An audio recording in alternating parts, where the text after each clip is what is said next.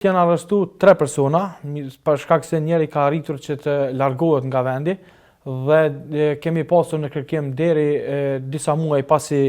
ka ndodhur rasti. Prokurora na tregon çysh ka nis hetimi i këtij rasti. Po, fillimisht ne kemi pranuar një informatë inteligjente diku në qershor të vitit 2024, të cilën pas analizimit e kemi pa që një numër i madh i personave janë duke ndërmarrë disa veprime për të cilave janë duke përfituar shumë të mëdha parave. Pra përkatësisht informacionet kanë qenë që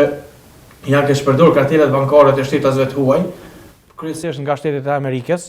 dhe të njëjtat kartela janë përdorur në blerje online në Kosovë, ku deri në momenti kur neve na ka ardhur informacioni ka qenë diku shumë prej 50.000 euro, e cila është ke shpërdor. Në të njëjtën kohë ne kemi pasur edhe informata të tjera praktikisht se e njëjta veprimtari po ndodh edhe me blerjen në telefonave online në kompani të ndryshme në Kosovë, në blerjen e produkteve të ndryshme, në blerjen në pagesa të ndryshme online, duke përfshirë edhe hotele të ndryshme dhe gjëra të tjera, të cilat kanë krijuar dyshimin e bazuar tek ne se është duke krijuar vepra penale. Pasi është krijuar dyshimi i bazuar se është kryer vepra penale, konform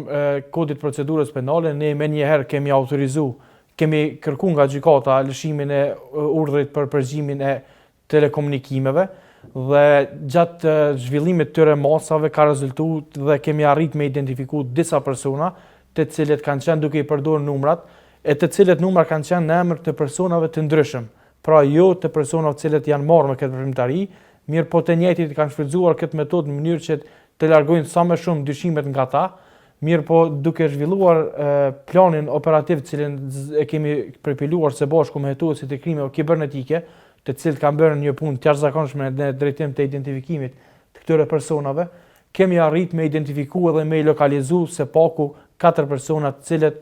kanë qenë duke i ndërmarrë këto veprime. Pasi kemi ardhur në përfundimin dhe lokalizimin e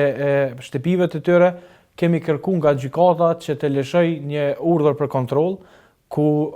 kemi realizuar kontrollin dhe kemi bastisur 4 lokacione dhe ku kanë rezultuar me sekuestrimin e provave të ndryshme duke përfshirë edhe pasurinë e cila dyshohet se është përfituar me vepra penale. Çysh ka shkuar aksioni? A ditë janë arrestuar 4 prej këtyre persona? A ditë janë arrestuar 3 persona, për shkak se njëri ka arritur që të largohet nga vendi dhe kemi pasur në kërkim deri disa muaj pasi ka ndodhur rasti. Mirë po i njëjti është dorëzuar në polici dhe ka dhënë deklaratën e më pas ndaj tij janë ndërmarrë veprimet të tjera ligjore. Përkatësisht, ndërsa për personat e tjerë janë zhvilluar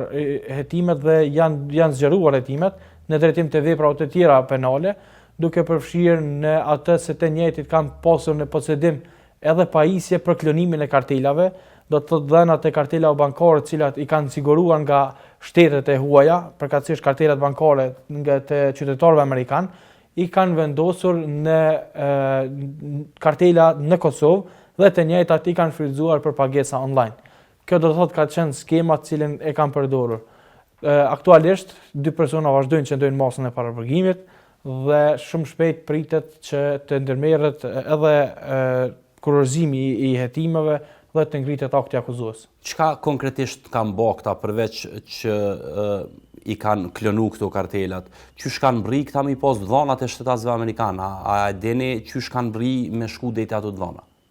Këto dhona nga hetimi rezulton se kanë buru prej disa platformave online, të cilat dyshohet se i kanë haku kartelat bankare të sistemit bankar amerikan, e të njëjtat kartela janë shpërndarë më pas në disa vende të botës, ku këta persona kanë arritë që me njohuritë e tyre t'i sigurojnë këto dhëna dhe të njëjtat t'i shfrytëzojnë dhe t'i përdorin në Kosovë.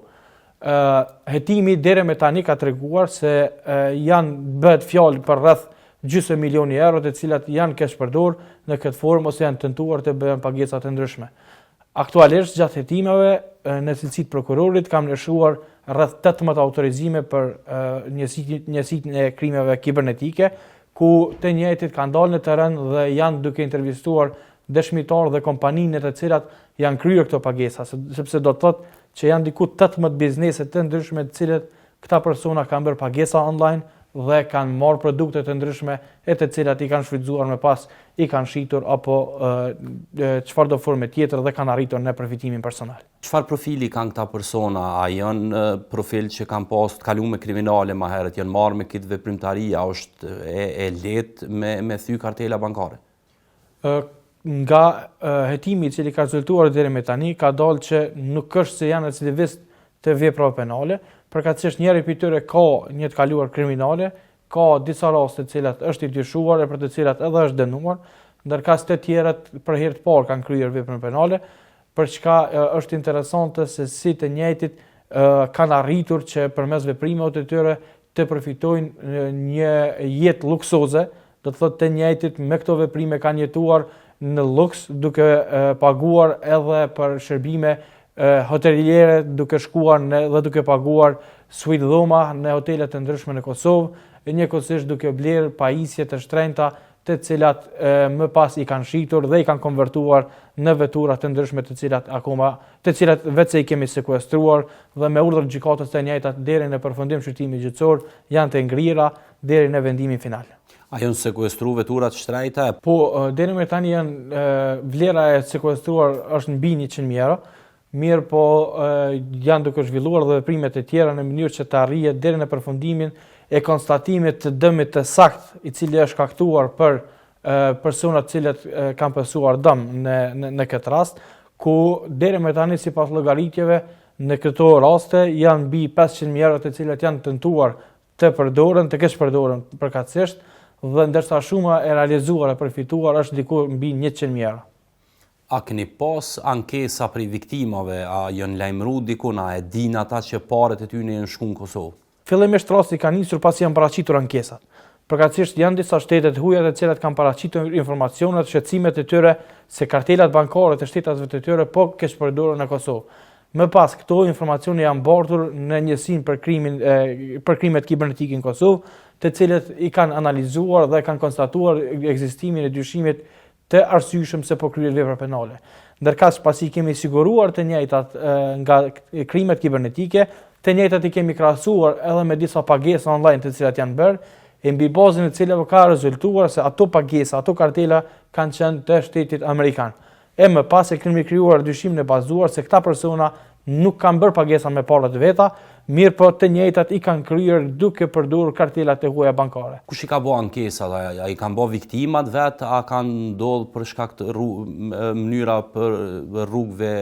zyrtare të shtetit të caktuar? Fillimisht ankesat janë parashtruar nga klientët, të cilët i kanë adresuar ankesat e tyre në bankat e huaja, do të thotë në bankat amerikane, në bankat e shteteve të tjera. Dhe ndërkaq sistemi bankar ka paraqitur në Kosovë, në vendin ku janë kryer këto pagesa, ka paraqitur shqetësimin e tyre dhe ka kërkuar informacionet se kush i ka përdorur dhe ku kanë përfunduar ato para, ku ka përfunduar ai mall. Më pas, sistemi, do të thotë kompanitë të cilat i kanë pranuar këto ankesa, kanë paraqitur rezultatet të krimet kibernetike, do të thotë ankesën e palës apo përkatësisht sistemit bankar, e të njëjtit më pas i kanë adresuar këtë problemin në prokurori dhe kështu ka filluar e gjithë ngjarja. Masi jeni veç hala në fazë të hetimeve, a pritni që kemi pas arrestime të reja, a ka indikacione për me pas të arrestum tjerë që ju kanë ndihmuar apo i kanë mbështetur në kryerin e kësaj vepre penale? Deri me tani janë duke zhvilluar hetime pa ndërprerje, janë duke u marrë në pyetje 10 persona të cilët me autorizim prokurorit janë duke i marrë në pyetje krimet kibernetike, hetuesit e krimeve kibernetike, për shkak se rezulton se një pjesë e madhe e mallrave ka shkruar në persona të ndryshëm. Dhe këta persona të ndryshëm, këto mallra të cilët i kanë pranuar dhe më pas i kanë shitur, tjetërsuar e më pas parat i kanë dorëzuar një pjesë të tyre tek personat të cilët janë marrë me këtë aktivitet. Andaj, po ashtu janë duke ndërmarrë veprime edhe në drejtim të intervistimit personave të cilët i kanë pasur numrat e telefonit në emër të tyre, dhe pas analizimit të deklaratave të gjithë këtyre personave dhe kompanive ku janë adresuar këto shumat parave, këto blerje do të vlerësohet nëse kemi mundësi që hetimin ta zgjerojmë edhe në drejtim të personave të tjerë.